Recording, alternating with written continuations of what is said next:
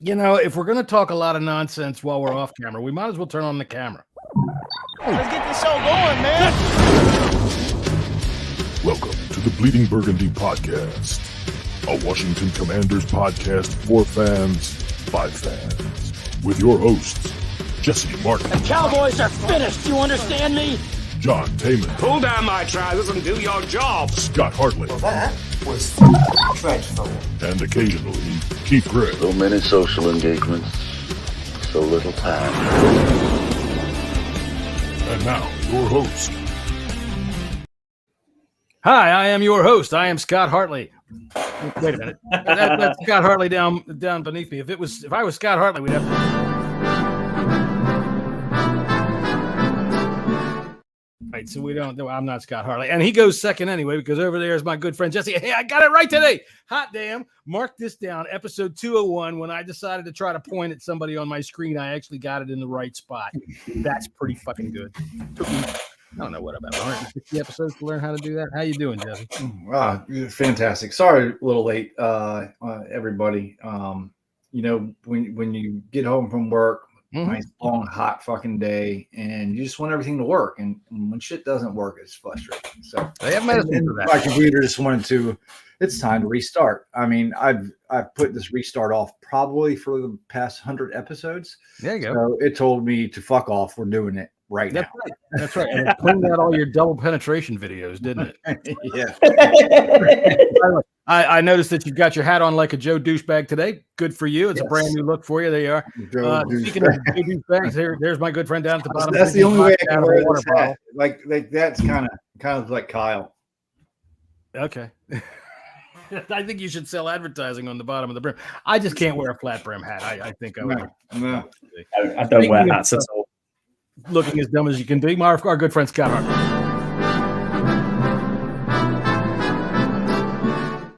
And how are you, mate? I'm good. Yeah, I'm good. Yeah, finished. Another week's done, but I'm in work tomorrow, so only for a few hours. But yeah, it's all good. I'm sporting a lovely new T-shirt that my wife has bought me for Father's Day. So thank you very much. I appreciate it, and she's in the chat with us today as well. Funny enough, yeah, we were just having a cultured discussion there about jazz and about classical music before the old hillbilly rolled in, and he's here now. He came in and started talking about Flat and Scruggs. So is your Father's Day different than our Father's Day? It must be, yeah. It must be. And Mother's Day is completely different, yeah. So Father's Day is on June 16th. Yeah. So it's this Sunday, I think, for us, isn't it? I think it's this Sunday. It was next Sunday, not this Sunday, but next Sunday. Someone tell me, if Karen, if you're in the chat still, tell me, is it this Sunday? I'm pretty certain it's this Sunday, but I might be wrong. It might be worldwide the 16th. That is a nice gift from. It's a very nice gift. I would say nice. maybe offered you to get some mini helmets back there to take over that little paltry collection. No, they're forever now, John. They're cute. They are cute. What was I going to ask you? I was going to ask you something, but I can't remember what it was. By the way, the Baltimore Orioles are still flying high and still rolling, so I got my T-shirt on. She's just said in the chat there, Jesse, no, it's the same. He just wanted to open it. So, okay, that's fine. See the W. Hold that W up. A big shirt. The way they do T-shirts now, everything is so effing big. All right, but your W looks like a pair of pointy, saggy tits, and that really. Well, no, that is just my saggy tits, John. You got it right the first time. I've got you. All right. So, was there any Commanders news at all this week? Yes. What? Yes. Happy birthday to Deuce, because that's Commanders news. Yes. Absolutely, Deuce. Well, we got rid of kicker Brandon McManus. Well, that's right. We got rid of the news. That's right. The international stalker. Big news. And so, did we sign a kicker? Yes, we did. He's called Ramiz Ahmed. He was formerly of the UFL. Hold your horses, guys. He was Chris Blewett. He was I don't think so. He was backup to Chris Blewett. So we all know how that went. If Blewett beat him out, couldn't beat Blewett out of a job. He couldn't beat him out of a job. So this guy is literally here, John, for another 11. Well, what are we on the 7th now? So he's here for another 10 days before we can speak to the other UFL kickers. I got to tell you, I think for place kicker, Big Doug could beat Blewett out of a job. How does this guy not beat Blewett out of a job? And I know that was a bad joke, and I know Big Doug, he'll get it. And I think he would agree with me as well. He'd be okay. He'd be okay with that. You would. You agree with me? I know, because how do you not beat out Chris Blewett? My God, I think really could stand outside and throw a rock, and anybody that it hits could beat out Chris Blewett. Honestly, so this guy, I mean, weirdly enough, though, I did hear and listen to John Kai's pod, and he said when the media were there, he kicked 8 out of 8 field goals, and one of them was from 45. There you go. I was like, well, you're kicking against nobody, so in an 8 out of 8, still 8 out of 8. 80,000 people, you know what I mean? Are you gonna be the clutch guy that we need? I would have been impressed if like one was 55, but 45. Yeah, 45. 45 is standard. You better be able to hit a 45-yard field goal. That better not be your long. Honestly, I go back to the long ago. It's never had a kick, extra point, nothing in the NFL. Never. Well, if the Patriots do the right thing and keep their kicker that was awful last year, that they got out of, I think, the 4th round or something, I think, in release Sly, we should definitely pick him up. I mean, this kicker is not going to be the kicker. No, we're going to pull in a few. No. There's going to be definitely 100%. There's like the only one of real note on the free agent list is Randy Bullock, and he's been a lot of time, but there's a lot of rostered kickers already, multiple per team. So there's definitely going to be. I mean, we get a kicker anywhere, but there's one guy off the border. I forget his name, but Cade York is the other guy, and in the UFL, it's a guy called Bates. Yes, that's the guy he's got 60. He's got 4 60-yarders this year. Yeah, I would love to bring him. Yeah, I would much rather bring him than a guy who can't beat out Chris Blewett. But you know how I feel about it. You can go down south of the border and just yell out, "Hey, Javier," and anybody that turns around, come on over here and try out. And then you can go over to Europe and yell, "Hey, Horst," or "Hey, hey, Pierre," and anybody whose head turns around, just come on over here, try to kick, and I guarantee you, we can. Did you say horse? Anybody, Horst, or whatever. Whoever turns around will be able to kick better than a guy who can't beat Andrew McKnight III. Vladdy the baddie. Come on, we could get Andy in here, and I guarantee you he could kick better than a guy who can't beat out Chris Blewett. But to be honest, Andy Scouse off our show, he can't remember who put the tweet out, but he put the tweet out and he gave quite an in-depth breakdown of ones from the UFL. There's 4 or 5 kickers there who have all hit like 13 out of 13, a lot of them over 50 yards. So there's 3 or 4 that are in the UFL at the minute that will do a semi-decent job. I mean, Aubrey from the Cowboys, who was absolutely clutch last year, he came from the UFL. Sure, like I said. And he was absolutely clutch. So... Yeah, I always get sick and tired of people when they tell me who you're going to get with a kicker. God damn it, you can practically get anybody. They're all over the place. I think he missed 1 field goal all season and didn't miss an extra point. He was unreal. So you can find these guys out there on the street. I mean, you're telling me this guy out there had 4 60-yard kicks this season in the UFL. There was 4 on the international player pathway this year who went to kick in tryouts in the NFL. 3 of them Irish players, and one of them is an ex-professional rugby player. Give them a try. Do you know what I mean? You got to keep them. One of them, and one of them got signed. One of them got signed by the Saints. I know that. So he's physically on a roster at the minute. So there's plenty of talent out there. We just got to find it. That's all. So with kicker, it's not like any other position. And with a kicker, and I know I sound very pat when I say this kind of stuff, but there's talent out there that nobody even knows exists. When you're telling me there's a guy that just kicked 4 60-yard field goals in the UFL, that's a guy that belongs in the NFL. The yardage is no different, right? The yardage is no different. The defensive line and offensive linemen are pretty much the same size. If you can get it over the line and you can get it that far and get it over that crossbar, are the uprights are their distance apart any different in the UFL? No, not at all. There you go. I tell you what, bring them in by the bus. That's what I say. Jesse, you're awfully quiet. What do you think of this? Nah, I don't give a shit. He don't. I miss Joey Sly. We should never have cut Joey Sly. That's all I got to say about it. I agree. The 61-yard field goal. I mean, you're right. Cheeseman how do we not know that he wasn't the majority? I'm willing to put a lot of How do we not money know? down on the fact that Cheeseman was responsible for maybe not all of them, but at least some of his fuck ups. His misses. Quite a few, I would suggest, because we saw how many times the Tress Way had to save that ball. Exactly. That's what I mean, man. Look, like I said, I would forego a missed extra point or a couple during the season for a better percentage, better opportunity to nail that 65-yarder to win a game. Right.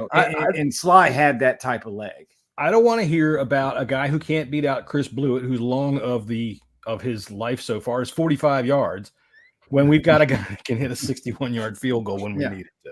And listen, we got, and let's be real, man. Kickers not named Justin Tucker, they're going to fucking miss. And he missed last year. Yeah, he missed a few last year. And kickers, the light goes out on them sometimes. It just it turns over. And I just thought Joey was solid enough. Especially after the shit that we went through with Hopkins. I thought, okay, now we found a solid, and listen, I know the kickoff is going to be a little bit different. Yeah, that's what I'm curious. What maybe the kickoff rule has something to do with that. But I mean, listen, like McManus, he was on point from extra points. I'll give him that, but he also had a noodle leg too. So I guess we're planning on scoring touchdowns. I've just seen this, and I didn't know if you'd had a chance to look at this yet, but I'll just share this on the screen now. So tell me when you can see this pop up if one of you adds it. Do we think that is actually Freddie Ham? Who? Oh, looks a little bit. Is that hot take, Freddie? Is that Freddie? I don't think so. He looks taller. He's a bigger dude. I get that. He's a bigger dude. Yeah. But yeah, I saw that and thought, is that you, Freddie? I was watching highlights of Jaden Daniels throwing passes, and this dude just caught a pass. And I was like, who the hell's that? And then I looked back. I was like, oh, looks like Freddie. So shout out to Freddie. Maybe you're long wait for Freddie to lose your tickets and say he's got that kind of fat. Yeah, maybe. I am going to lose my tickets, that's for sure. But there you go. But I did think that was quite funny. So I guess what we were wanting to try to do today was take a look at our roster and how it matches up against other teams in the NFC East, which really means nothing more than a hill of shit, and that it's the first week of June and we're scrambling for shit to talk about because, hey, let's face it, you folks rely on us. You people who have nothing else to do at 5:30 on a Friday afternoon want us to give you something to keep your mind going long enough to get to dinner, and we're well aware of this. So I would say we could start with who we want to start with. Before that, Brian's made a good fucking point right here. Going back to the kickers. That's right.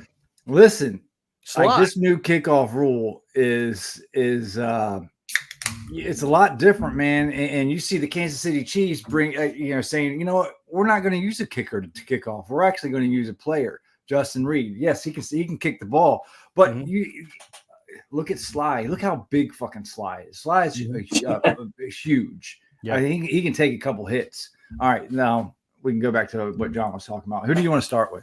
No, I think you're right, and you know what? I'm going to stick with that for a minute because I do wonder whether or not Sly was let go because of the new kickoff rules. And although I think it might have happened before they passed those rules, the new kickoff rule is interesting. We haven't really talked about that. They had fucking Emmanuel Forbes out there running it in OTA.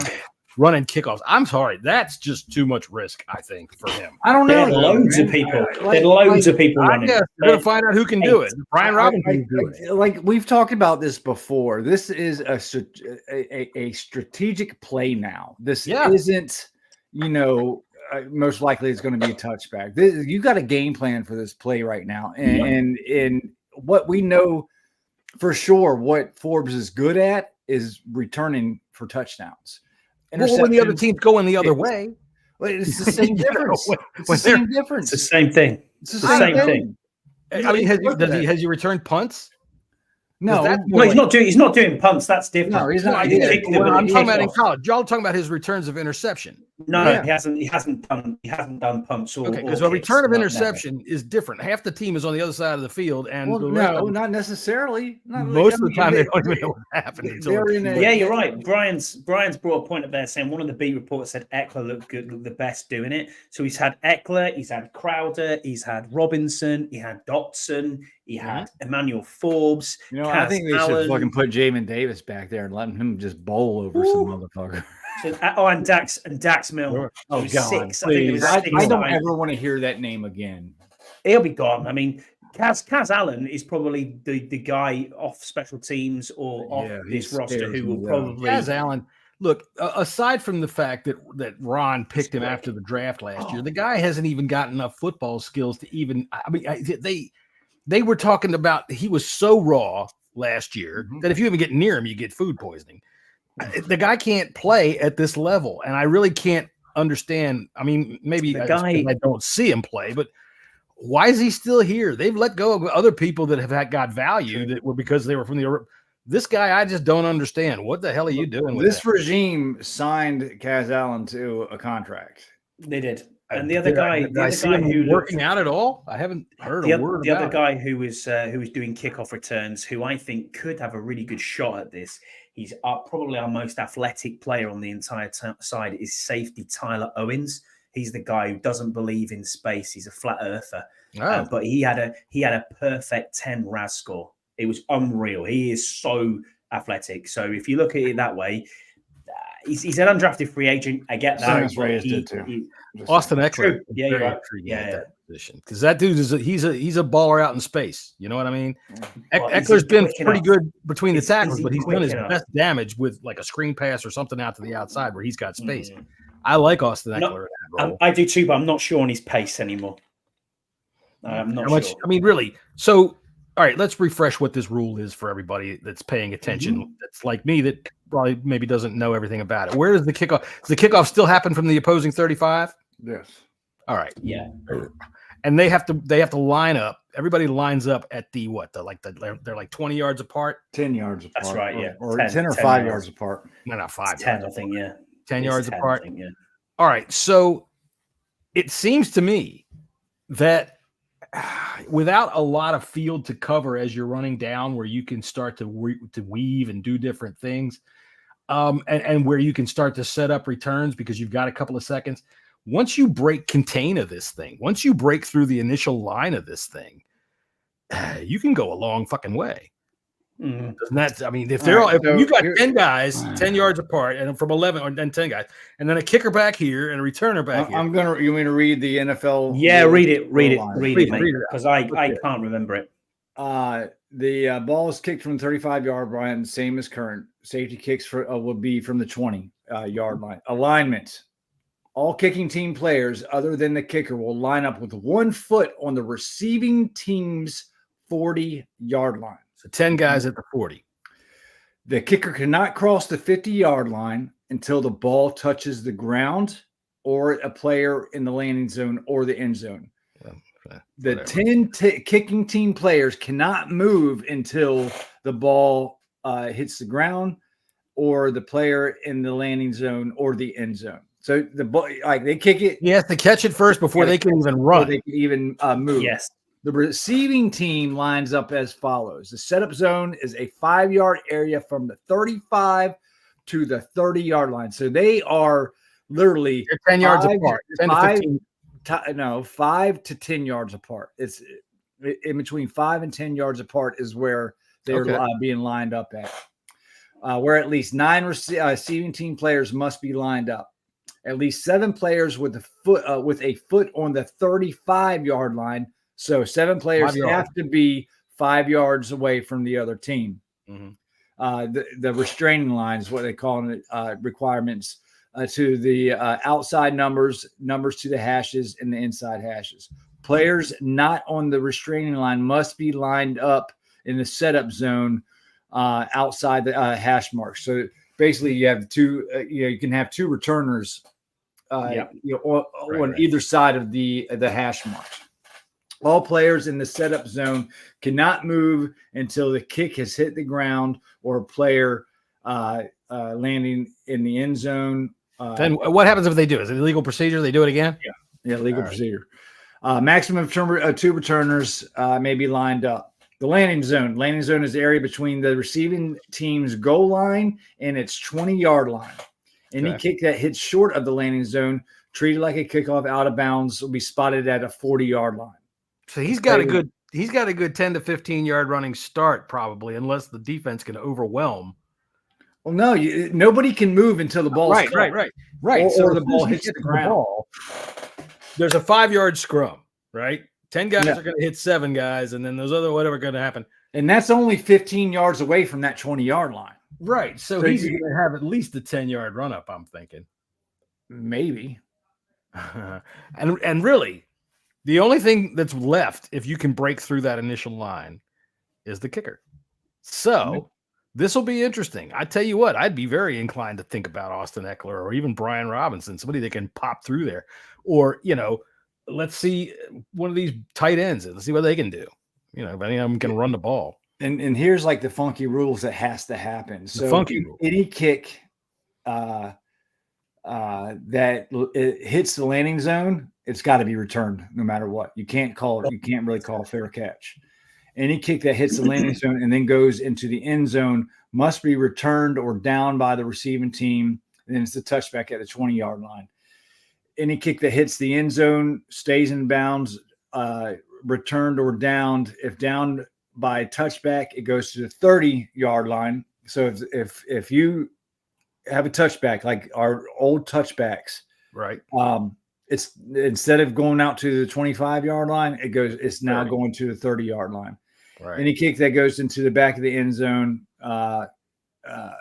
it's out to the 30-yard line. No fair catch. Fly for you. There's no fair catch allowed. Let's see. Onside kicks. As the fourth quarter begins, teams trailing has the opportunity to declare an onside kick. You should be able to do it anytime. Kick rules apply.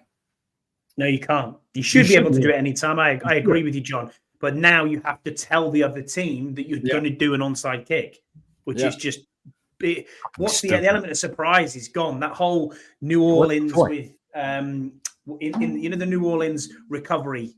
Shit, do you remember when the Steelers did it to open the second half of a Super Bowl? Mm-hmm. That's what it was the Steelers. Yeah, that's what I was against Bill Cowher was spitting all over the sidelines. Let's fucking go. Let's go. Come on, fellas. Let's go. Brian is saying you really need to have a blocking strategy, and I agree. And I think more is you really need to have a tackling strategy. But if you bring guys from one side of the field to the other to try to engage something in terms of tackling, man, you could really get burned on this rule. Well, let's see. That Brian Mitchell, he was talking about this with Doc Walker today on the radio, man, and he was talking about because he was watching film of the XFL or USFL about it, and there's going to be a lot more scoring on these kickoffs. Oh yeah. It's all in favor of the offense or the kick return team. So it's definitely going to be interesting, man. I think it's going to be cool. To be honest with you. I mean, we've seen it in the XFL, and it's it is cool. Good. It is good. Not all rules changes are bad. I don't like most rules changes because most rules changes take us away from the essence of football. But this one, I think. This is a good competitive rule, man, and it does. It forces the kicking team to give it to the other team and let them try to fucking do something with it. I think that's good. People aren't going to get up and go for a beer now, are they? In between, just going, it's just a kickoff. I'm not bothered. Yeah, it's going to be exciting, and it adds that element of exciting. Timothy's right in there saying the National Offense League strikes again. I mean, yeah, probably right, Tim. You know what I mean? I'm looking at that and going, well, yeah. I think they've got to try and innovate the game. I got to make an important phone call. I'll be back, guys. No worries, dude. Well, I'm going to go ahead and talk to my friend Tom out there, who was also he was my former podcast partner, who we had a nice chat today. Nice to see you. And if he's watching right now, he's also the commissioner of my fantasy football league. We're going to have to talk about these fucking kickoff returners rules that we have, because if I start a goddamn wide receiver that returns a kickoff for a touchdown, I get those points, but not in this league. We don't. Oh, interesting. Oh, yeah, I know. I got. So what were we going to look at, John? Was it what position group do you want to go with? Not necessarily position group. What I was trying to do was take a look at. Well, I don't know. Really, at this time of year, if some of the folks that used to watch my old show are in here right now, they know at this time of year I don't fucking do this shit. There ain't nothing to talk about, and trying to figure out things to talk It is about. hard. But it's something that I used to laugh at people doing this. But then, hey man, we found out how many people will sit there and watch us watch TV. So we might as well. That's true. That's give you true. your money 2.5. You know, was it 2.5 hours we broadcast for on the draft? On the draft. There was hundreds of people People watching. sitting I was there. like, "What are you doing?" Here's me with my head falling off because we hadn't Right. hadn't put an offensive tackle in. I was just my head is going to fall off anytime soon. But yeah, it was fun. I mean, Well, we do might you as wanna well go- start with a. do you want to go let's through do the Giants. the Giants? Right, let's have a I look at the hate Giants. I've got And we'll I let hate Harry the Giants Giants too. speak for us. He's one of the most influential and beloved singers of our time, Harry Sphincter. Hey, Daniel Jones, you and the Giants can fuck off. Yes, all your favorite Harry Sphincter hits in one volume. Songs like Fuck You, Daniel Jones, Fuck you, Daniel Jones.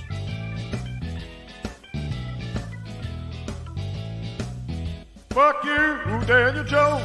yes, Harry Sphincter, the man Frank Sinatra called the most versatile singer of all time. Go fuck yourself, Daniel Jones. Go fuck yourself, Daniel Jones. Go fuck yourself.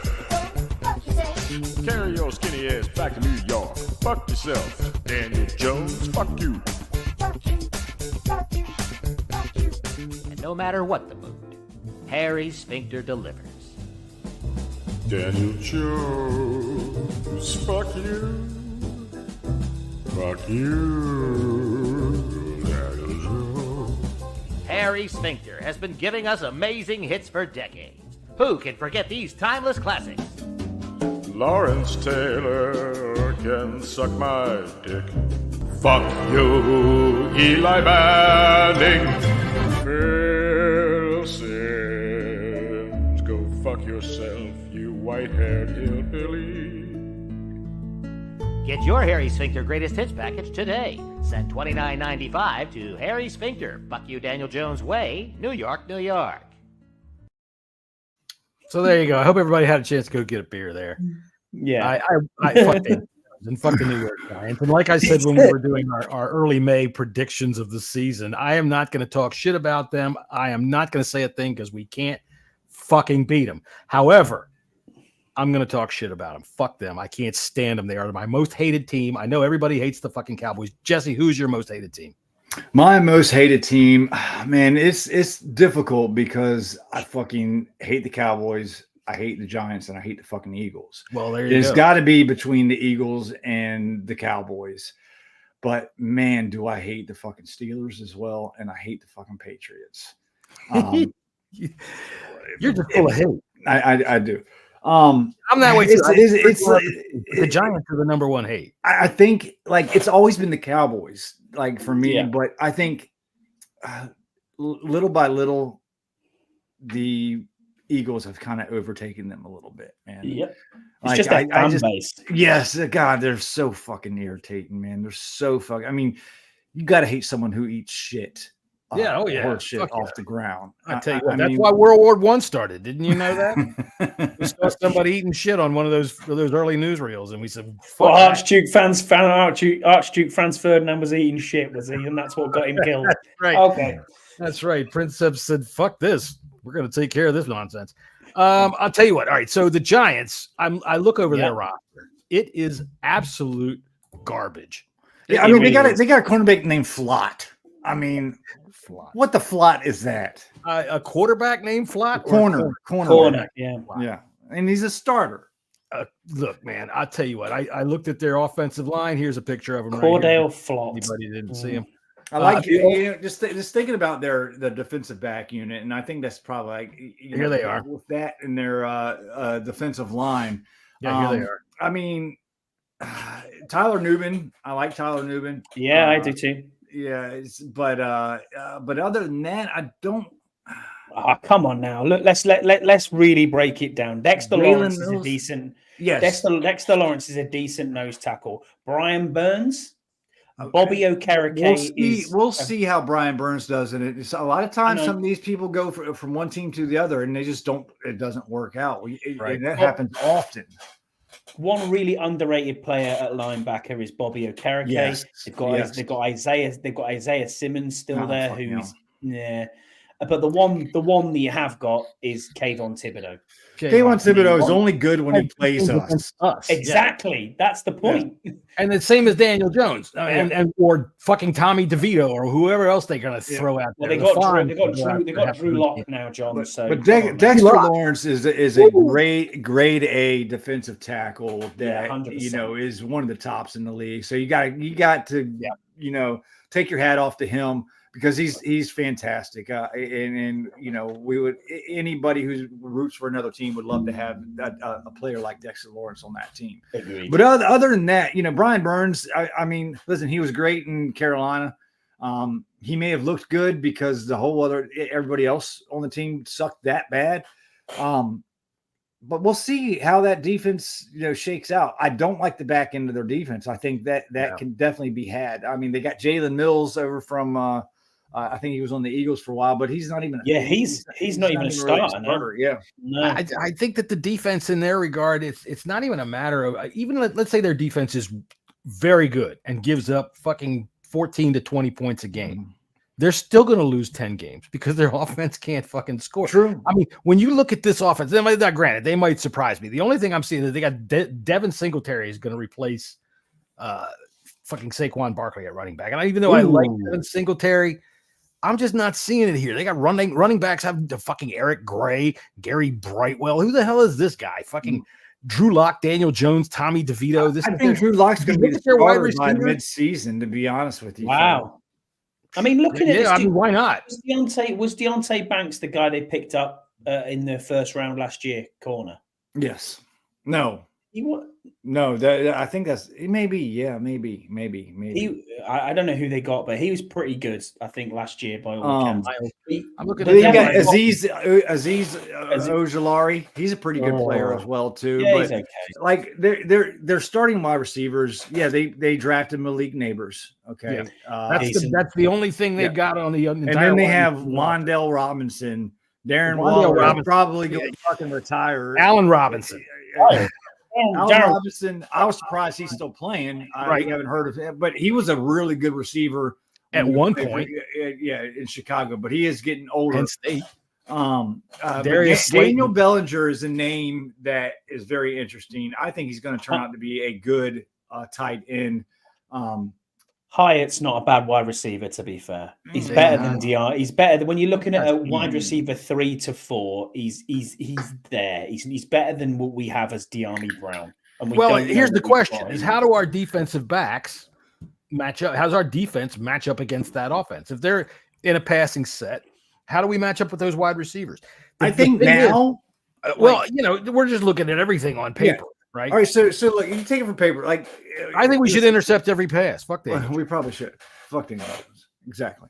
But now I think with the additions of Frankie Louvu and Bobby Wagner, bumping Quan out to free safety, the addition of Jeremy Chin, I think the middle of the field is not going to be as available as it was last year. Thank God, because tight ends from New York, man, run wild over this team every damn time we see them. Look, I think the only problem that I think we need to deal with is Malik Neighbors, man. I don't see anybody else besides maybe Daniel Bellinger. I think he's going to turn out to be a really, really good tight end. Right. Their offensive line was bad last year, but injuries has ravaged that team. I think they're getting healthy. They got John Runyon. They got John Michael Schmitz, Andrew Thomas, and Evan Neal is not. Evan Neal's not very good, but Andrew Thomas is a good left tackle. But I still think we can get pressure. See, what they need is to sign this guy. If they get that guy in there, then their offensive line would be a little bit better. But there's nothing. There's nobody that scares you on this team, and our corners are weak right now. That's the thing. There has not been anything scary about this team for 4 years, and we cannot get past them, and it absolutely drives me batty. We should whoop this team. All right, even with our rosters are, we definitely drink the Kool-Aid, and our roster is not as good as we have pretended it was, but it's a damn sight good. It should have been good enough to be able to hem in Daniel flipping Jones, but he's just decimated us. Tommy DeVito beat us last year. When you bring up this guy Hyatt, right? Yeah, he's the kind of little shit receiver that drives me crazy with us, because he should not have the great games that he'll have against us. But he'll, it's like they. But I like what we have at safety. Let's have the game of our life. Yeah, I do too. We have at safety now, man. I really like Quan Martin. Sanders still is going to play a huge role in this defense.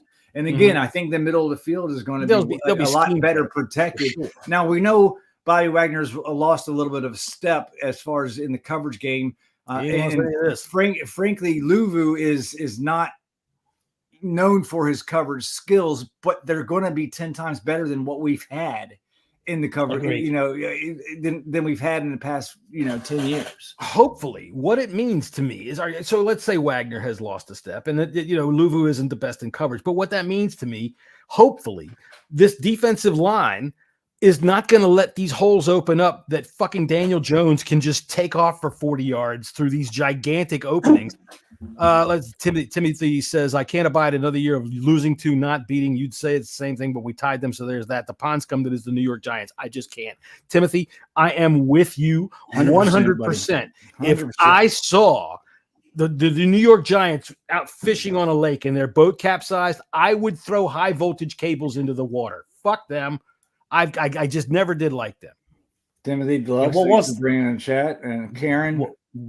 What is that? It is. Hamburger helper pukes with chunks of shit. That is the most un-American thing I've ever heard before in my life. Puke with chunks of shit. It's a good job she's not American, but there you go. Hey, not even an American dish. Look, it's stroganoff. What is that? German? It is probably shit. Yeah, Polish or Polish stroke German. Yeah. Hungarian, actually. There you go, John. There you go. Hungarian. Go our good buddy Zoltan Paska out there, the commander of the Hungarian Guard. But yeah, I mean, the only bit I'm looking at here, when we look at what we're doing starter-wise, I mean, I'm looking at ESPN here in a 4-3 base defense. They got Percy Butler starting over Derek Forrest. That's not happening. That's not happening. Saints-Drill is behind Benjamin St. Juice as your right cornerback. That's not happening. And I don't honestly think Emmanuel Forbes is even starting. I think it's going to be. I think Forbes is going to be wind up starting. I think that any kind of speculation on the depth chart like that is way premature. We don't even know. Of course it is. When you hear Coach Witt the other day say, we don't have 11 starters, we got 17, 18 guys we're going to battle with. I mean, I like hearing that too. I loved hearing that. I love packages. I like the coaching staff. This is the one reason why I am buying in this year, why I'm drinking the Kool-Aid, is I think this staff really has it going on. And these are the kind of players that can turn in what they are able to teach them. And that's the key. They'll teach them. When we talk about how our defensive backs are going to measure up and how these defenses are going to play against like the Giants, who get these inexplicable fucking plays against us all the time, I always look back at the defensive coaching that we have had for the last 4 years, and it has been utter fucking trash. So it's hard to speculate what we're going to do now because we really don't have any inkling yet. But it's got to be better. I mean, it's got to be better. Karen, tell me, Karen, right? Mm-hmm. Okay, Karen, tell me, when you're in the store and you see puking chunks of shit hamburger helper, you're going to go right on by that and buy the cheesy chunky hamburger helper, right? Right. I don't even know what the point was for that, but it fucking made it. Scott, your thoughts? Hamburger helper. Yeah, I've never even heard of that. I don't. Well, hey, man, the Giants are going to sign this guy in June. Well, it is June. We didn't make any June 1st signings, did we? I know. I saw that. Yeah, it's. I mean, as Brian said there, John Kime said Trent Scott was playing left tackle with the starting O line. I mean, really, I don't throw anything into that. But yeah, that's interesting. That's something that I had heard discussed earlier in the season. Now we had a little chat about this the other day. Go ahead, Jesse. No, I was just say, like they've all said, you can't. The depth chart is. Don't even look at the depth chart. Yeah, I mean they're just filling in. They're just putting people out there. Yeah, they're just putting people out there right now. Yeah. The thing about left tackle, All right. We've all kind of been sitting here for the last 3 months. Well, since April. Yeah, for the last 6 weeks, wondering what we're going to do about left tackle. And it seems to be Brandon Coleman is going to be the guy. Yep. Right? How do we feel about that? Jesse, I know you're really excited. I like it. I've watched some TCU games, and I like the kid. Mm-hmm. You know? Scott? Yeah, agreed. He's got good footwork. Needs to work, obviously, on his hand placement, but that can be coached. And they're probably going to give him a shot, and we'll see how it goes. But yeah, I don't know. Wow. Okay. She would rather eat a rat than the puke shits, which means to me, Scott, that there's a potential that you might get rat for dinner one night. No, I think we'll take a trip to China and we'll see how it goes, John. But yeah, it'll be interesting. Maybe that's my local Chinese takeaway. I don't know. They might be eating rats. Dogs, yeah, maybe. Yeah. Deuce, happy birthday, here. Happy birthday, happy birthday, my guy. Bunch of personnel groups. Somebody told me today they have undrafted guys practicing with presumed starters. Yeah. Right, and I think that what you're seeing there is just what everybody. It's. I think too. They're trying to find out what they have. Yeah, the coaches are just trying to, seeing if they got something in somebody that they could use, and take advantage of.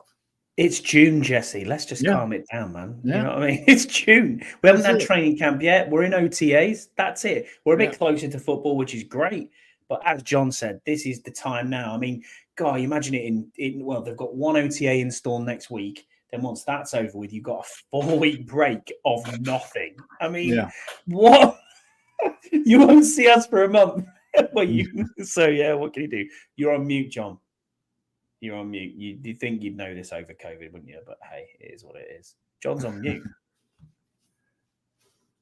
He's still talking away. He's just so old. He's lost it. I don't know, John. We can't hear you, John. John, you're on mute. That's good enough. I muted myself because I felt like I should mute myself.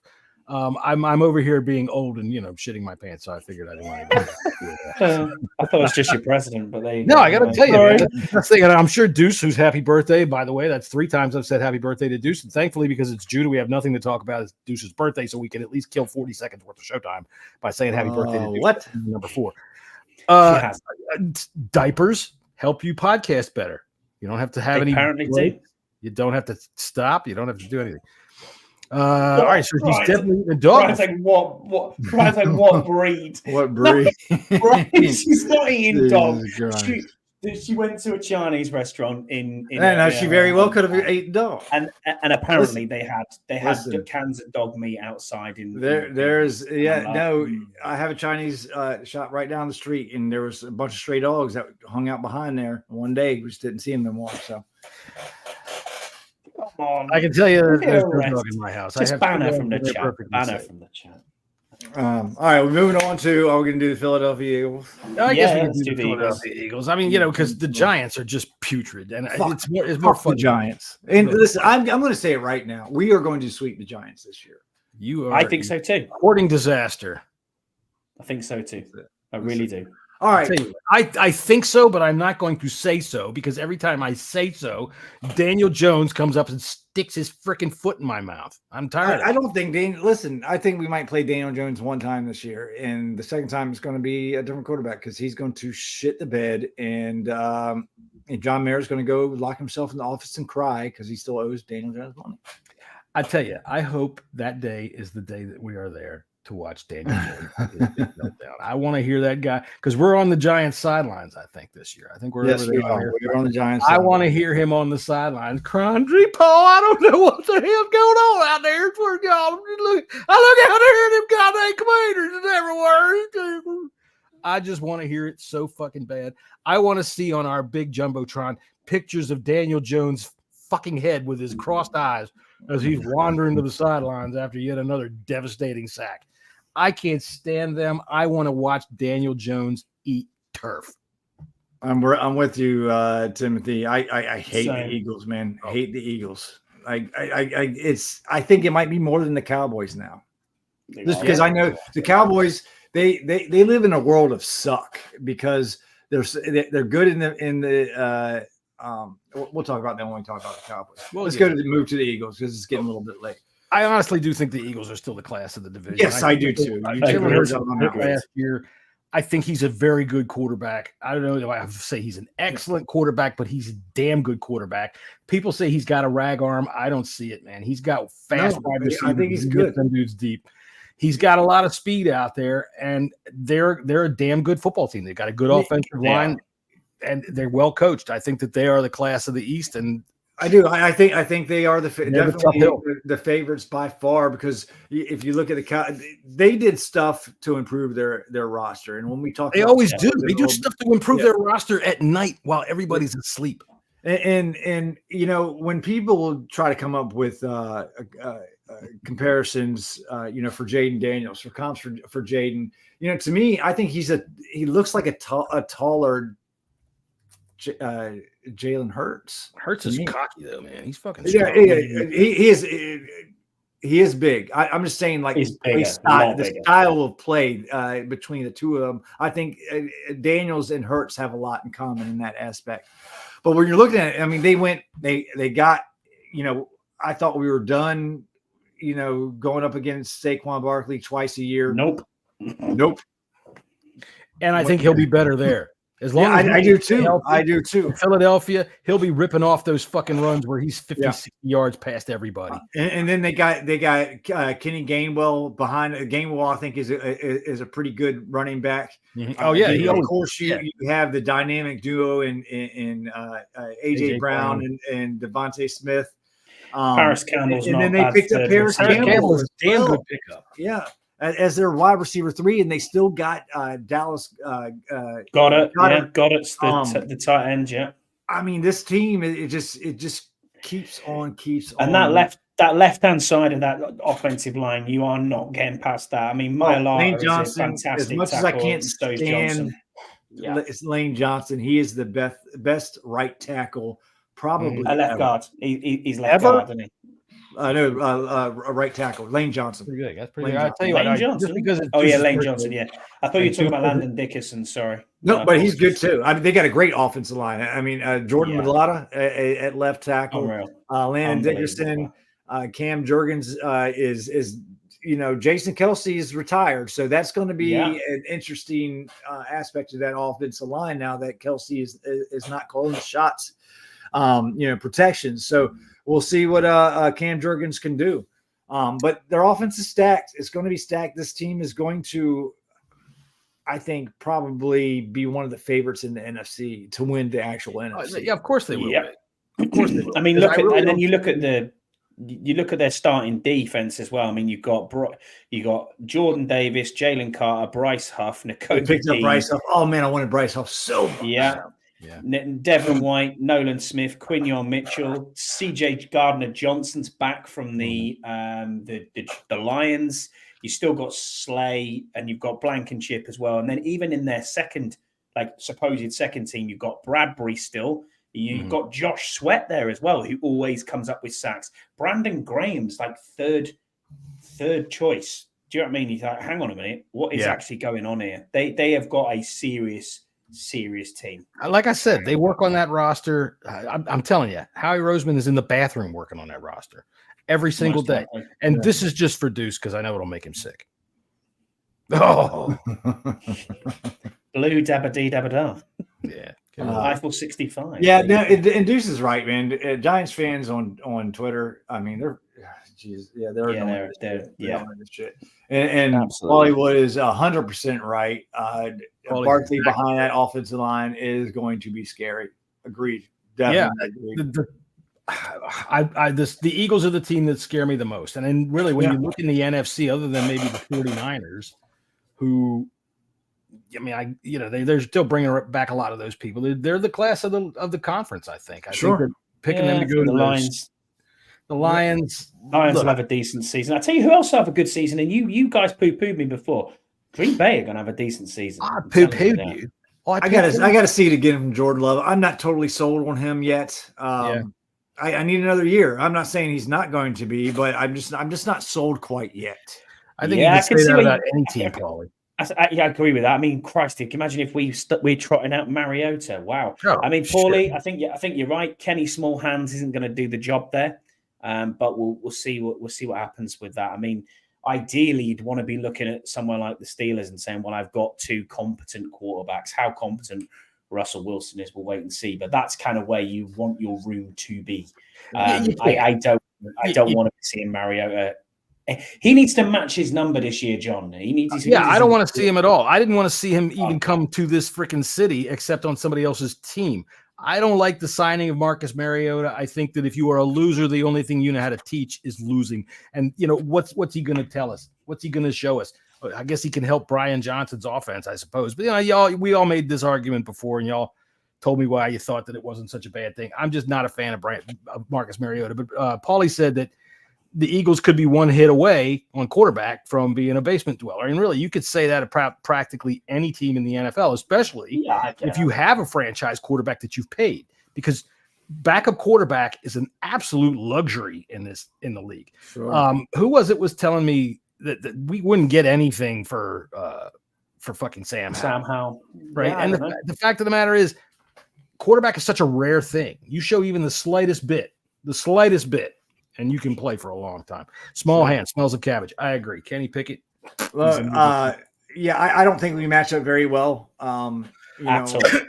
But the thing about it is we've played them so tough. It's just, I don't know. It's AJ Brown, man. AJ Brown and Devontae Smith is just they're so good, scary. And then you've got Paris Campbell added into that mix. Yeah. Right. You've got a very good, probably top 5 tight end in Goddard as well. I mean, yeah. And they pick, they and then we haven't even talked about Saquon Barkley in that respect. You know what I mean? If he can just stay healthy. Yeah. Wow. He's a quality back. And I hope. I'm a big Saquon Barkley fan. Everybody knows I'm a big Penn State fan, and I'll tell you what, I cheered a lot for Saquon Barkley. When he went to the Giants, that hurt, because what he did at that point was go from being one of my favorite college football players of all time to being an absolute drooling, fucking brainless subhuman as far as I'm concerned. And now he's gone even further down the hole and said, I'm going to join the shit eaters. So I'm really down on Saquon Barkley right now, but he is definitely the kind of guy. Do you remember the first time we played him up when he was with the Giants? Holy fuck. Nobody could get a goddamn finger on him. He was just gone. As soon as they handed him the ball, off he went. And do they still have a jail genuinely in the stadium of the Eagles? That was at I don't think they have one in the link. I think most teams did. I think most teams do. Dude, I think I don't know if we mentioned this, but they brought back CJ Gardner-Johnson. Yeah, we did. I said that from the Lions. Yeah. So I mean, he wasn't great at the Lions, but he was good. But he was really, really good when he played for the Eagles before. He was. So we got the Cowboys. It'll be a seamless transition for him as well back into that system. So yeah, I get that. Cowboys. The Cowboys. The fourth-placed Cowboys. The fourth-placed Cowboys. So let's talk about what they did this offseason to bolster their roster. Let's talk about nothing. Well, they built on the offensive line. Zero. They built on the offensive line. Their first round pick was an offensive lineman, although they took a tackle in the first round. Tyler Guyton. Yeah, they took Tyler Guyton. Correct. Yeah, they did. Right. Yeah. They've done, and they did absolutely nothing else. Free agency, they didn't do anything. We said on this show, Jerry went on vacation. Oh dang! They brought in Eric Kendricks, a aging linebacker that's gone downhill the past couple of years. And the Chargers, he's been shocking. Yeah, they've pissed off CeeDee Lamb, who I guess he's going to come to camp. It depends. I see something almost different every other day. That's very. I agree, Paulie. I think Dallas is on its, their window is closed. Yeah. And I don't know that they even had a window to begin with. I think they're like one of those flies that when the window opens, they find out there's a screen named Dak Prescott and they run their nose. They brought back, like Scotty said, they brought back Ezekiel Elliott.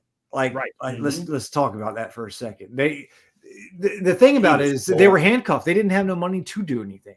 Everything's tied up. They had one of the least amount of cap space out of all 32 teams. That goddamn balloon payment on a stadium is pretty big, let me tell you. I mean, but what they still got, players like CeeDee Lamb. Oh yeah. Jake Ferguson. I like Jake Ferguson at the tight Jake end. Ferguson's going to be a great tight end. Yeah. He is going to be a great tight end. They still got Terrence Steele, Zach We've Martin. got good wide receivers. I mean, Tyler CeeDee Lamb is Smith. quality. I don't know about the rest of them. Yeah, I don't know about Tolbert or Brandon Cooks. I mean, Cooks can be very good. You know, it's just a Cooks matter of is, he's like that. He's that receiver that bounces from team to team. That's always there when you least expect it. Makes awesome plays, man. Brandon Cooks has had a great career, but he just he hasn't stayed at one spot for more than like 2 years. It's crazy. So they got one superstar wide receiver. That's pretty much it. I mean, in all honesty, how do we stack up against that? Give me our wide receivers every day of the week, and twice on Sundays. We have their. I don't think CeeDee Lamb at any stage in the process there is going to do anything like he has done the last few years, purely and simply because he wants a bigger contract and they fell out. Well, if our wide receivers are playing against their wide receivers, I would 100% agree with you. I think we have a better room. So I agree with you in that. Yeah, I agree. Yeah. But we don't. Travion Diggs, and I don't give a shit what Scouts fucking says. He's a great cornerback. We'll see. We took their defensive coaches. We took Deron Bland had a hell of a season. 6 interceptions as a rookie last year? Yeah, he broke the record, didn't he? We'll see what coaching does. Malik Hooker, a free safety, decent. He's a pretty good safety, man. And Donovan Wilson, don't really know much about Donovan Wilson, but the key is, compare Mike Zimmer and the staff that he's brought in, because we've taken, obviously we took Dan Quinn and Joe Witt. Dan Quinn or Mike Zimmer's a good coach. He's a good defensive coach. He is. Let's be honest about that. He is. I think it's a different style. Definitely going to be a different style than what we're used to. And then the king of all kings of a defensive play, Mike Parsons, man. But he ain't happy. He'll play, and he'll play hard. He'll play his usual stuff. But I'll tell you what, when I say their window is closed, this is why. CeeDee Lamb, I don't see him back there next year. I don't see them breaking the bank. They got to break the bank for either him or Dak or Micah Parsons. Or Dak. Yeah, Dak. Dak's up too. What are you going to do? He hasn't done it. He hasn't gotten it done. When is Parsons' contract up, actually, to be fair? I think this would be his 4th year coming up right now. So they can negotiate right now. They can because it's up his option. Obviously. Yeah, they have to. Yeah. And then you still got DeMarcus Lawrence, again, one of the best, better edges in the fucking league, man. So they got good players on their defense. They really, really do. Offense, see the quality of coaching. This is the thing. And I mean, Mike Zimmer, yeah, you're right. He's a good defensive coordinator, but it's been a long time since he's been a defensive coordinator. And they got a new offensive coordinator as well, too, don't they? Yeah, they got rid of the kid.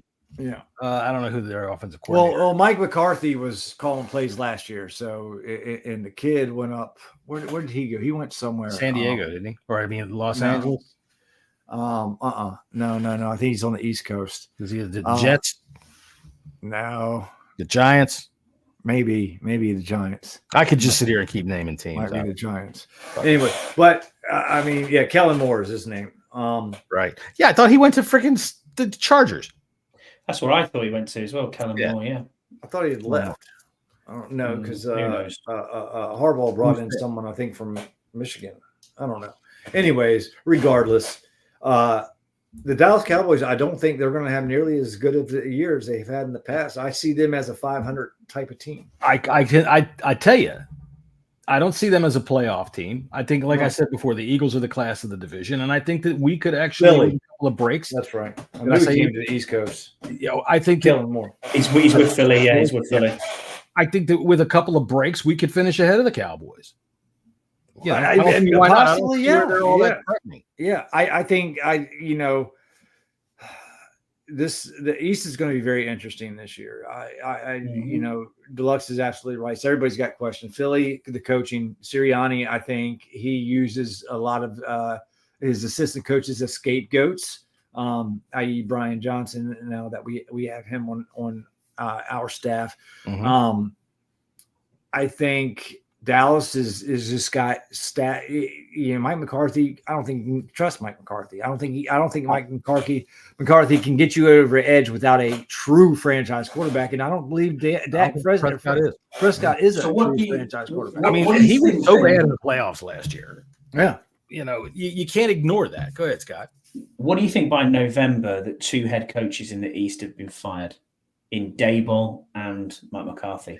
Daboll hasn't made many friends. I think it's really possible. I think it's really possible. I'd be willing to put money that Daboll is gone. I think he's the first head coach before December hits. Very possible. Yeah. He hasn't made many friends up there, and apparently he's kind of gruff and a little bit hard to get along with, and the results just aren't there. And as much as I like to say, fuck John Mara. I hope it hurts. I hope firing him is because you guys haven't won a game yet, and it's after Halloween. Well, I can't tell you what I don't have a pulse on this team yet. Think they'd trade Dak? Think anybody would trade for Dak at the? I'm sure they would. I seen a quarterback traded at the deadline. Look the Raiders, man. The Raiders would be all over that. As would most likely the Broncos, because even though you're rolling a Bo Nix, I did not get the Bo Nix pick at 12. Dude, if you look at the rest of their quarterback room, it's obvious their strategy is fuck it. So when it comes to Bo Nix, fuck it. Yeah. No, Paulie was right. I think Dak does have value. He does. I do. I think any starting quarterback has value. I'm serious. They're so rare, and Dak, whether anybody can likes him, he's not a bad quarterback. I don't think he's great. I don't think he's get them great to the playoffs. And also, I think the defensive game plan and their injuries had a lot to do with it. That's why Dan Quinn, kind of changed the game plan in the playoffs. Was pretty much the fault of it. I mean, Dak threw a couple interceptions too, but I think Dak is. He was terrible in that playoff game. I'm not sure about top 10. I'll give you top 12, Pollywood. I think he's top 10. I think he's a top 10 QB. I'd take Cousins. I think I'd take Cousins. He's going to take Dak over Cousins. No. I would take Cousins. I'm with Paulie here. Really? Every day of the week, I take Dak 100%. Wow. I think I'd take Stats machine. No way. They both have their ups and downs, but you have to take the dickhead out of Kirk Cousins and leave it on the field. But is his wife going to appreciate that? Because he wears that thing like a pacifier.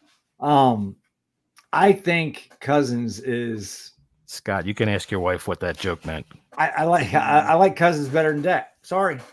I do too. I think he's a better quarterback than Dak Prescott. I think he's more. I mean, I hate to say it this way, but he comes up big in bigger games when he always fails in big games. He does. He fails in big games, but I think that how many chokes on Monday Night Football? Dak Prescott. I mean, here's the thing: Monday Night Football. It's one night a week. I know. Okay. He did the same with the Vikings. He chokes in big games. Oh yeah. I'm not going to. So does Dak. We're talking about who's the best choker between two of the most. Dak's had so much more talent. Dallas Cowboys has been the most talented team in the entire NFL for the past 5 years, and Dak has done shit with that fucking team. And they haven't gotten there. I mean, they've won one playoff game. They've been more talented up and down their roster. They've got talent. They've had talent up and down the roster, and Dak cannot get them over the hump. If you put Cousins on Dallas Cowboys, I think Cousins would have taken them further than Dak. But you could say the same thing. You could say the same thing about Lamar Jackson. Before this year, he didn't do anything. Lamar Jackson, he was MVP when he was a rookie, wasn't he? Yeah. No, I know he's been MVP, but what I mean is he hasn't got them over the hump to say, hey, let's get you to winning a Super Bowl is over the hump. But when you are the quarterback of the Cowboys for how many years now, and you have won one playoff game, you go to the playoff last year, and I mean, dude, he was so bad.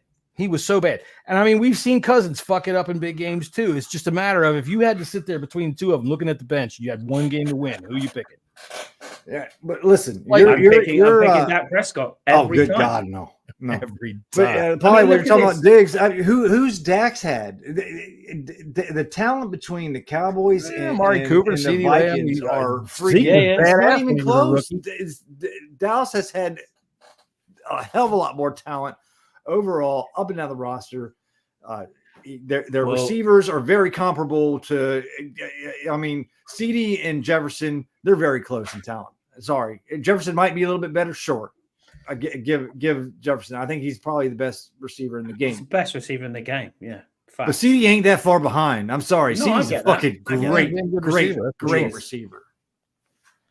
All right. Well, I'll tell you what. I'm not going to agree on that, though. I'm not going to agree with you on that. Okay, it's okay to be wrong, Scott. It's not okay to be wrong because we can argue this till the cows come home. But in all honesty, if you're giving me a Dak Prescott or Cousins, I'm taking Dak Prescott. Yeah, well, okay. I think it's you and Hollywood can go sit on the Cowboys sideline. And me and John will sit on the Redskins sideline with Kirk Cousins. How about that? We'll die on that hill together. I'll tell you what we'll do.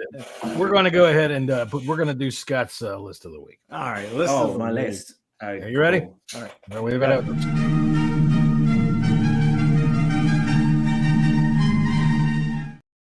All right. Here we are with Scott's list of the week. Scott, tell us, what is our list this week? So the list of the week this week, gentlemen, is 5 things Europeans find weird when visiting the United States of America. Circumcisions, right? Circumcisions. Yeah, I like to be a cavalier, not a roundhead. But there you go. No, the first one, the size of the condom. Exactly, the tipping culture. Very strange in America because pay your servers and pay your staff more money. Pay them a minimum wage, and then therefore they won't have to rely on tips. Tipping culture is a bit odd to us, especially from the UK and in Europe. It's you tip when you've had a decent meal and it's been very good. And 9 times out of 10, I will always leave a tip anyway. But it's not tipping 20% all the time is quite a strange thing to behold. You're like, tipping has gotten out of control. Yeah,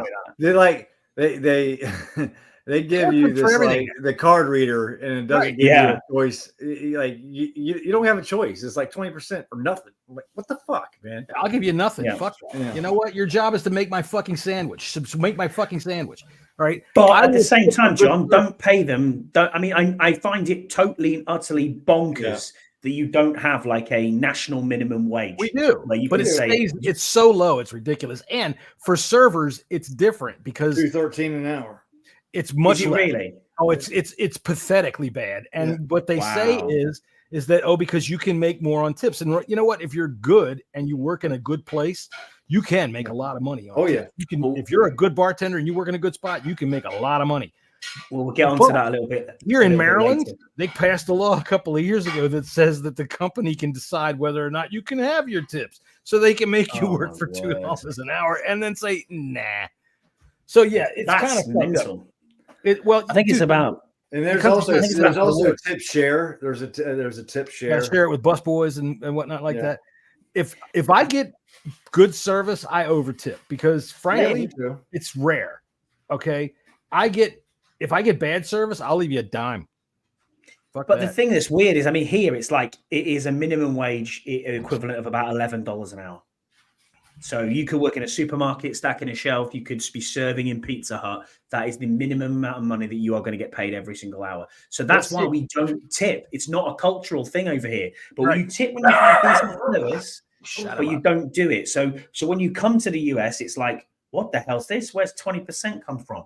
On to number 2 then, and on that theme, over-exaggeration or enthusiasm from servers. Oh, mate, what's up with that? We're miserable. Like when the server sits down and kneels down at the table and says, "My name's Brittany. I'll be your server today. You look so cute." They don't like you. Don't like that? No, we're miserable bastards, and we're trying to have a dinner. Leave us alone. Okay, leave us alone. Obviously, this. Good evening. Fried enough to eat today? Boy, I'll say. Well, that's great. Would you care for ham or beef? A little both, I think. All right.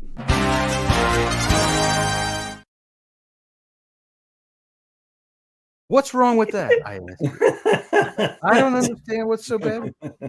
I mean, it's just weird, is what I mean. I'm not saying, hey, here you go. Do you want a drink? Yeah, here you go. And sling it at you. You know, I'm not talking about that. Be polite. I get that. But don't hang over me while I'm having my dinner every 2 seconds. Is it okay? Is everything okay? I get it, but oh man. There's a fine line, and you're right, because if server's hanging over me, I don't like that. Correct. Get the fuck away from me. I'm trying to have my dinner. If they're right there when I need something, I'm great with that. All right. If they see my beer or my beverages down to here, pop over there. Tell me about it. Now, Scott, we in elementary school are forced to watch this. Let's take a closer look at greeting guests. Every conversation you hold with a guest should begin something like this. Good evening. Or, Hi, how are you? once you've greeted the guest, start a brief conversation. Try asking a question the guest can answer in a sentence or two. You might ask something like this. Is it still hot out there? Or this. Did you catch a game last night? Or this. Have you tried the lasagna? It's my favorite. We are a culture of service, and I get that. Is it so hot out there? Works almost everywhere but Nebraska, because the answer is never no, or never yes. And really, where Scott G lives, that's the one guy in town that you really want to be friends with, is the dude that's slicing the roast beef at the on to number three. Yeah. On to number 3 of the list. Old country buffet. Water in the toilet bowl. Very strange.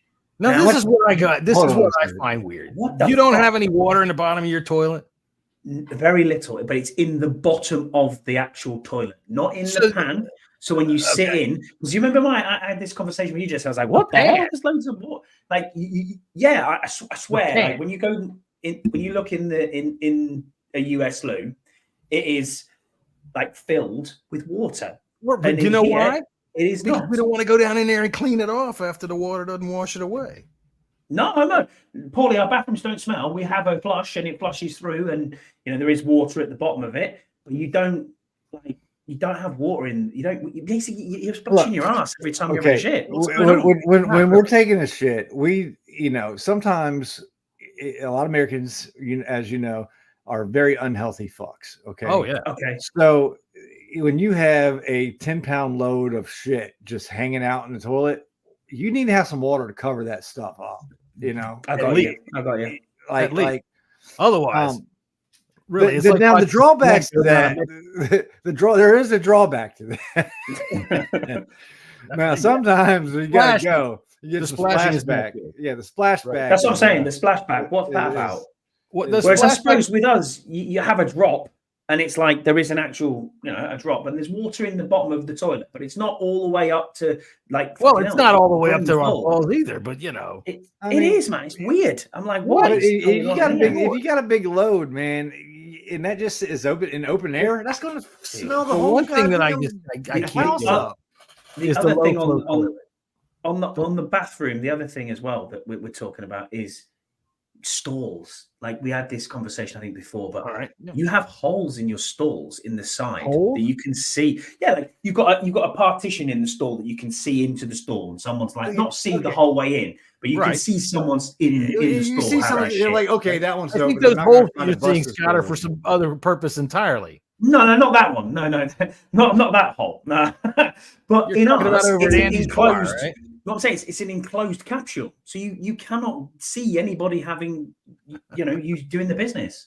But that's my parents just got one of those. Was it a bidet? The bidet. Yeah, I installed bidet. it. I installed it for my parents, and it's nice. I must say, when I went to Europe, I did enjoy the bidet. That was a nice sensation. The fourth thing that's very strange to us Europeans. Before you go further, I will say something as an American.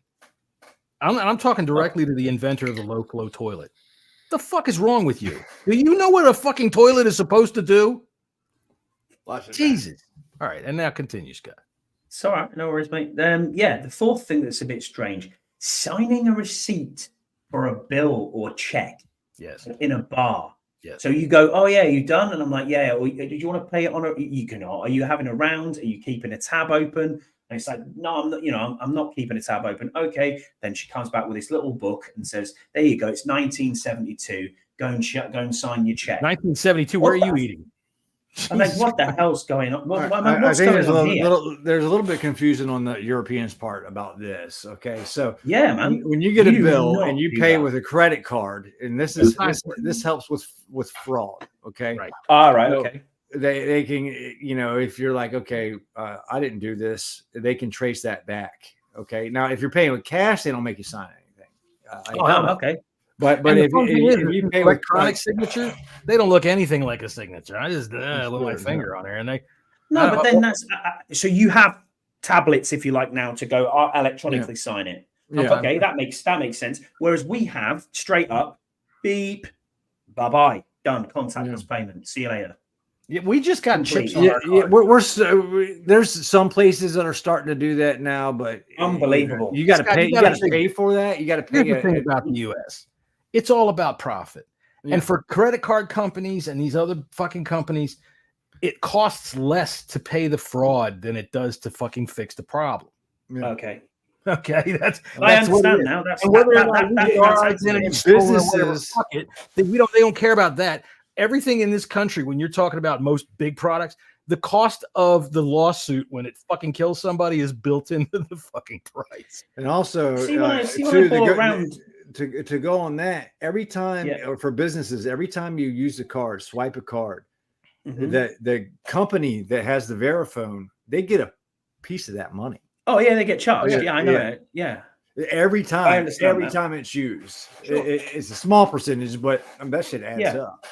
So when you go, so like when I went to Rocket Bar the first time, I had my card out ready, and I'm like, right, I've got a round in, perfect. I'm like going to tap, and he's like, "What are you doing?" I'm like, "What?" And he's like, "I'll give you your bill," and I'm like, "Oh, okay. What? You're giving me this?" And I look, "This is weird." I'm like, "Okay, fine." It could be. When you're somebody like me, though, if you sign that check, you have a chance that they won't charge you because they'll go, oh, "John Damon signed my check." Yeah, maybe. Yeah. It's also too like with the tap thing. More and more businesses are doing that, but still, I mean, the business has got to pay for that to be able to actually do that. I don't know how they do it over here, or in the whole of Europe. Or I even did. Listen, Jesse, I even did this in Tunisia. That's how fucking backwards this is. Tunisia. You guys are in the night, like it's still living in the 80s with keeping receipts and checks. Oh yeah, it's totally mad to us. I'm like, we don't even know what Tunisia is, but this is what you're paying. Good evening. Fried enough to eat today? Boy, I'll say. Well, that's great. Would you care for ham or beef? A little both, I think. All right. Tell you something. That kind of banter does not come cheap. That guy goes through training to learn how to say things like, "Did you watch the game last night? Is it still hot out? Oh wait, it's February. Do you want an ice cream sundae?" These are the things that you're buying. The fourth thing for me is power supply. How on earth are you guys on 120 and we're on 240? And you have plugs that you have 2 prongs on, and then you plug the plug in, and it's like, do you have 3-pin plugs? Sure. Well, yeah, you got a ground plugs. You got a ground. 2 and a ground. Yeah. So 2 and a ground, okay, but you haven't. But that's constantly drawing energy from that ground. So we have plugs on our plug system. They have a switch that you can switch a plug off, and that's it. And that will never have electricity in it again. And every plug that we have. I can see a plug. Oh wait, that was not the same plug you were talking about. It wasn't. Yeah, so it has 3 pins. So that's our 3-pin plug into 240 like that. So that's an iPhone. Let me explain this. Okay. Benjamin motherfucking Franklin, U.S. citizen, invented he invented electricity. Don't forget it. In the USA. Invented so let's just let's just stop right there. You'd have to ask Kyle when you see him. He's an electrician. Why they started at 120? Why are you still using terrible electricity? We have 120s. We got 210s. We got 180s. Yeah, it's about cost. They're not going to revamp any kind of. They talk about infrastructure. They don't do jack shit about it. No. Nothing gets done about it because that shit costs money. I'm telling you. I live in Maryland. right? The roads that are out here in front of me all over the place are covered shit. with this macadam, okay? This is a nice black soft surface, okay? And as soon as the sun comes out, it looks like a fucking silver ribbon and you can't goddamn see anything. And it potholes up and gets all kinds of cracks in it so that they have to keep Maryland roads are Top fucking awful. security. That's the one thing about Virginia, at least in my area. Yeah. They fix shit quick. Maryland roads are constantly under construction, and that's why, because they build things to not last. Our country is not about anything that's quality anymore, Scott. We are about money. Yep. Money. Understood. And That's the last thing that I got, which was a bit of a bonus thing, is why on earth do you pay taxes on everything you buy Not in everything. a shop or a supermarket? So mad. Like, how the hell do you work out the math on that straight away? Like, I go to the 7-Eleven with you, and it's like, oh, I'm going to buy a chocolate bar and a Gatorade and whatever else. It's like, okay, I'm looking at how much. Yeah, I'm looking at how much this is, and I'm like, all right, yeah, that's like $6. That's fine. You get to the till, it's $7.80. What the fuck? Where's $1.80 come from? Whereas when we look at a price in the supermarket, everything is included. That is the price you pay. So if it's £1.20, you get to the till and you're paying £1.20 for that item because you added in value added tax, as we call it, or VAT. And that is completely added in. And the only things you don't pay VAT on is children's clothes and cakes, weirdly enough. So yeah, it's one of them. They're the only things, and sanitary products and things like that. So it changes from state to state. Yeah. That's why. I know, here but in Maryland, you don't pay groceries. You don't pay tax on groceries at all, unless it's already prepared food. Here in Virginia, you do. You don't pay tax on clothing because we live in a Commonwealth. Everything's live in a Commonwealth. Taxed. Everything's fucking taxed. See, listen to Paulie, they're overtaxed. Mate, are you serious? Have you been to the UK? You need to get across here. Stop complaining about your $3.50 for a fucking gallon of gas when I am paying nearly $11 for that. Mate, it is absolutely outrageous over here for the price of fuel. That is one thing that just pisses me off when I see my American cousins on Twitter complaining that they're paying nearly $4 a gallon. Mate, it's £1.60, which is $2 nearly for a litre. A litre. There is 5.6 litres in a gallon. So work that out. Hey, this is your problem. Unbelievable. Keep going with this fucking metric system. It makes it easy for them to rip you off. That's then the you've problem. You've got income, then you've got income tax, then you've got council tax, then you've got state tax, then you've got everything else. It is wild over here. It depends on where you are. I'm an avid Costcoer, and we do not pay tax in Costco. You don't pay tax at Costco. That's amazing. Yeah, that metric thing is. I understand where you're going there, Paulie. But no, in all seriousness, if you came over here, mate, you'd be riding a horse because there's no way you would be in a car. It is mental over here, the amount we are taxed. It is wild. And tax, in my opinion, is theft. But there you go. That's just my opinion. Well, you got services to pay for. Why should you tax? I get that, but why should you pay that? I mean, what are they fixing? It's the thing. Like property taxes, like with the municipality, crazy. They just did a tax assessment for property, and it went up 33%. 33%. But the last time we did a tax assessment, it was 12 years ago. Talking about to do it before. We are talking about taxes. Welcome to the Bleeding Burgundy podcast. We need to start another podcast. Finance podcast. And how about just called bullshit? Let's just lizard people and how like conspiracy theories. I'd be all over that shit. Tell you what, I got a video. This is Cody Black. Scouts. Going out of the pistol this time to McCaffrey. Another carry and another good run, and he burrows down. Seemingly has enough for another first down. I figured that would stop the tax. Yeah, there you go. And that's the tax. Anytime you got taxes coming up. As a matter of fact, I went to my accountant because, back in March, and as soon as she started talking about it, I just showed her a chicken with arms on it. And I said, that's it. I'm not talking. He's absolutely right, though. I mean, look at your salary, what you would earn out there. Look at mine, Indeed. If I'm over there, I'm earning $100K a year. Well, I'll tell you what, Scott. We don't drink as much. You got to travel down to Mexico, sneak in, and then we'll give you a decent job picking plums. And and you can afford some gas.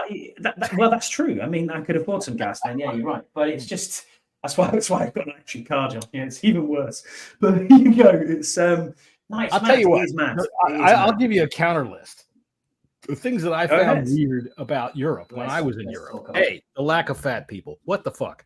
What the fuck? Where the fuck are all your goddamn big fat people? There wasn't a single rascal at the grocery store when I was in Switzerland. We are this in Switzerland, correct? In the UK, we are the second fattest country in the world. We're number one. Yeah, correct. We're number one. So there is no doubt about it. I mean, look, I'm carrying a bit too much beef, that's for sure. But we are in that exactly in that same place.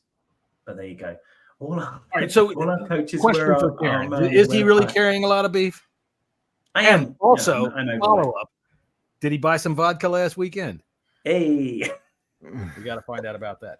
But yeah, I mean, so that's your Switzerland. You're not going to see many. You're going to see a lot of skinny people. Well, one thing I noticed when I came back to the United, I've been to Europe once. I came back as soon as I walked out of the plane and into the Philadelphia concourse. Just the smell of fast frying food, of fucking cooking oil was overwhelming. The smell of like French fry vats and shit. It's like, oh my God, holy shit.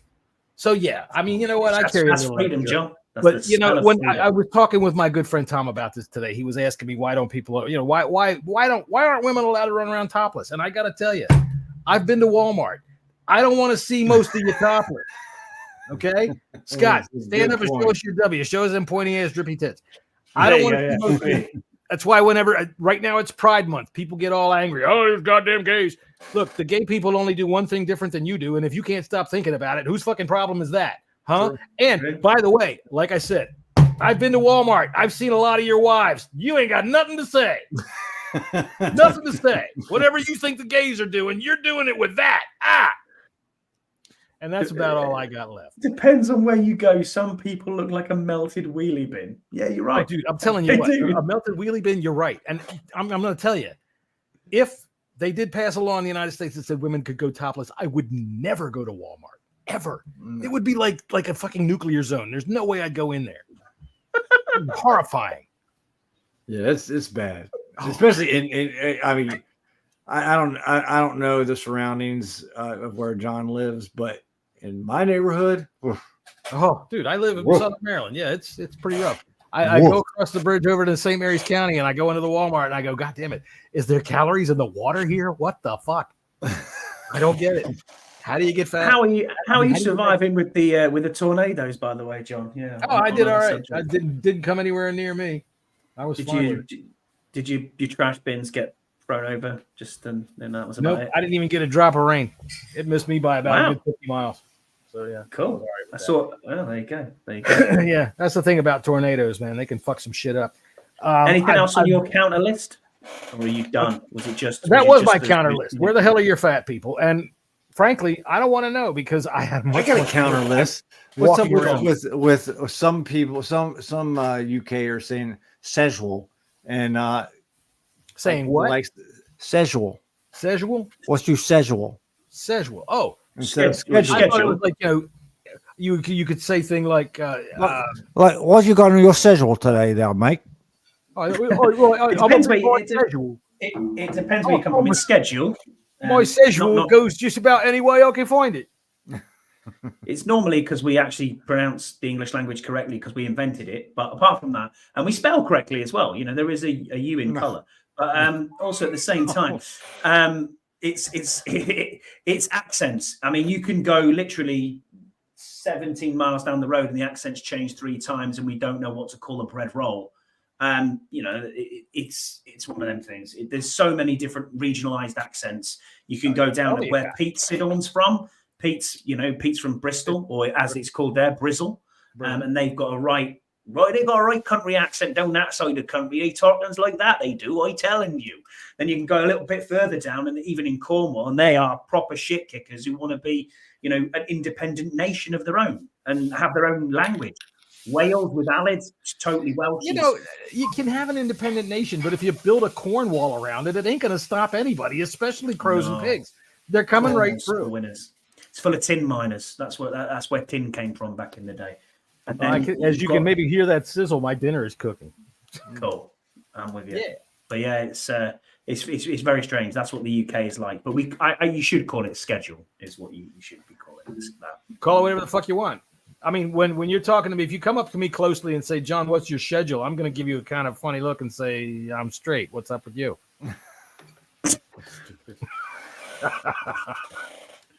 All right. And with that, I think I'm done with the show today. We've touched on practically everything, including we never found out whether Scott got laid last week, but we talked about taxes. We talked about the New York Giants and the resemblance they have to a meat case. We talked about the Philadelphia Eagles. We talked about the Dallas Cowboys, and once again, for the 5th time, happy birthday to Deuce. And that's about all I got. If you've been here and been enjoying yourself, I guess you have, because you're still fucking here, and we've been talking about taxes. Scott can't figure out why Buffy wants a better tip, so she's going to sit down at your table and talk to you, but she's not going to talk to your wife. She's going to talk to you, and she's going to do it like this so you can see down her blouse. That's how we make money in this country. I see. Right, that's what it is then. I have to teach you how things work around here. Tits. That's right. Tits will make you money. Except for me. They haven't made me a dime yet. As a matter of fact, every time I try to shake them around, people tell me to get the fuck out of Walmart. And with that, I think we're done. And so then, and really, if you are one of these big fat sweat hogs that go to Walmart, I do apologize. And if you fuck one of them, sorry, buddy.